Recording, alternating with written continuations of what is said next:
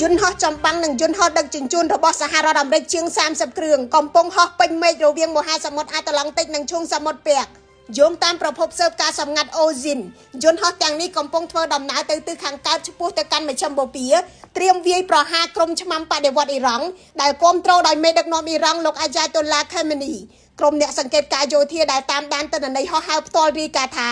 យន្តហោះអាមេរិកជាង30គ្រឿងនេះបានចាក់ចេញពីមូលដ្ឋាននៅអាមេរិកនិងពីមូលដ្ឋានទ័ពអាកាសរបស់អាមេរិកនៅចក្រភពអង់គ្លេសនៅថ្ងៃទី11និង12ខែមករាឆ្នាំ2026យន្តហោះទាំងនោះរួមមានយន្តហោះចាក់ប្រេងតាមផ្លូវអាកាស KC-135 និង KC-46A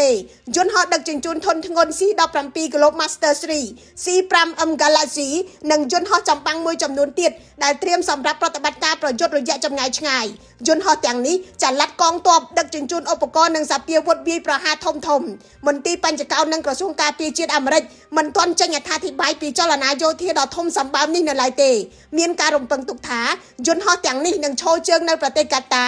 ដែលបម្រើជាឆ្អឹងខ្នងនៃប្រតិបត្តិការរបស់អាមេរិកនៅមជ្ឈមបូព៌ាការបញ្ជូនយន្តហោះទាំងនេះធ្វើឡើងស្របពេលប្រធានាធិបតីអាមេរិកលោកដូណាល់ត្រាំបានប្រកាសពីប្រតិបត្តិការយោធាដើម្បីកំទេចក្រុមឆ្មាំបដិវត្តដែលគ្រប់គ្រងអ៊ីរ៉ង់តាំងពីឆ្នាំ1979មកក្រុមនេះដែលដឹកនាំដោយលោកអាយ៉ាតូឡា ខាមេនីត្រូវប្រជាជនអ៊ីរ៉ង់ជាច្រើនចោទថាប្រើអំណាចផ្ដាច់ការអំពើហិង្សានិងរុញឲ្យសេដ្ឋកិច្ចធ្លាក់ចុះចាប់តាំងពីចុងខែធ្នូឆ្នាំ2025មកពលរដ្ឋអ៊ីរ៉ង់ជាច្រើនលានអ្នកបានធ្វើបាតកម្មប្រឆាំងនឹងរបបនេះដែលបណ្ដាលឲ្យបាតុករជាង500អ្នកស្លាប់ក្រោមការបង្ក្រាបរបស់កងកម្លាំងសន្តិសុខអ៊ីរ៉ង់យោងតាម World Today កងឆ្មាំបដិវត្តអ៊ីរ៉ង់បានដាក់ពង្រាយមីស៊ីលប្លង់ជាង 3000 គ្រាប់ដើម្បីការពារដែនអាកាស